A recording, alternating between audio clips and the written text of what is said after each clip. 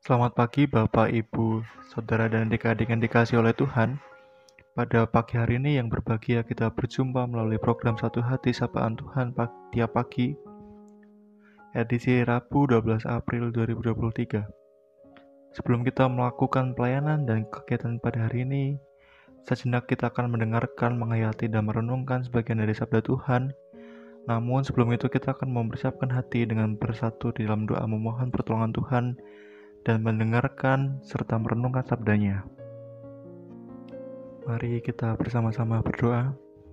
Tuhan yang Maha Pengasih dan Penyayang, kami hadir di hadapan-Mu pada pagi ini untuk memohon berkat dan perlindungan-Mu. Semoga Engkau memberkati waktu renungan pagi ini sehingga kami dapat merenungkan firman-Mu dengan sungguh-sungguh dan memperoleh hikmah, kebijakan, dan pengertian dari-Mu. Bimbinglah kami dalam setiap langkah kami dan jadikan kami sebagai alat-Mu dalam memberitakan kabar baik dan kasih-Mu kepada orang-orang yang di sekitar kami. Terima kasih Tuhan karena Engkau telah memberikan kesempatan bagi kami untuk memulai hari ini dengan penuh semangat. Di dalam nama Yesus Kristus kami berdoa. Amin. Sabda Tuhan yang akan kita renungkan bersama-sama terambil dari 2 Korintus 4 ayat 5-6 yang akan dibacakan oleh Adik Ara. Bacaan pagi ini terambil dari 2 Korintus 4 ayat 5-6 yang demikian. Sebab bukan diri kami yang kami beritakan, tetapi Yesus Kristus sebagai Tuhan, dan diri kami sebagai hamba-Mu, karena kehendak Yesus. Sebab Allah yang telah berfirman, dari dalam gelap akan terbit terang. Ia juga yang membuat terangnya bercahaya di dalam hati kita, supaya kita beroleh terang dari pengetahuan tentang kemuliaan Allah yang nampak pada wajah Kristus. Demikian firman Tuhan. Terima kasih pada Dek Ara, semoga Dek Ara serta keluarga selalu dalam perlindungan Tuhan dan melimpah berkat-Nya.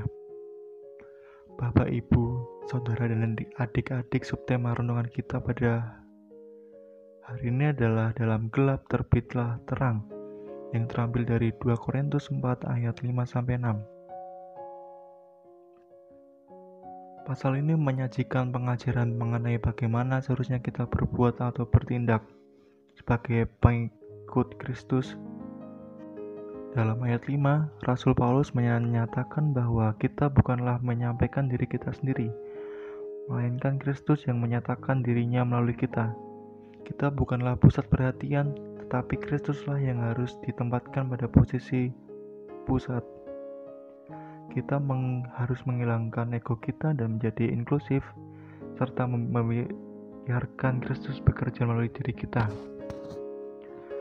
Ayat 6 memperjelas bahwa Allah adalah sumber cahaya yang harus bersinar dalam hati kita. Kita harus mengenali keagungan Allah dan kemuliaannya melalui Injil Kristus. Sebagai orang percaya, kita dipanggil untuk menjadi saksi dan pelaku bagi kebenaran Allah dan memancarkan cahayanya bagi dunia yang kelam. Kita harus menjadi refleksi dari cahaya Kristus dan menunjukkan jalan yang benar kepada mereka yang membutuhkan.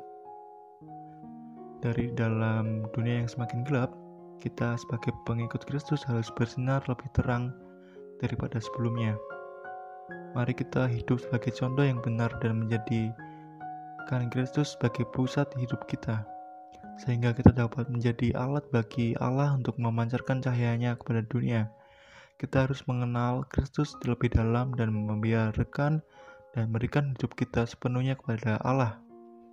Marilah kita membiarkan Kristus menyatakan dirinya kepada diri kita dan memancarkan cahaya bagi dunia yang membutuhkan.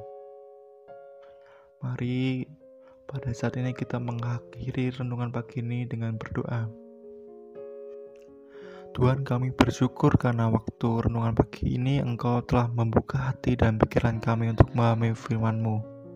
Terima kasih karena Engkau telah memberikan hikmah dan pengertian kepada kami melalui firman-Mu.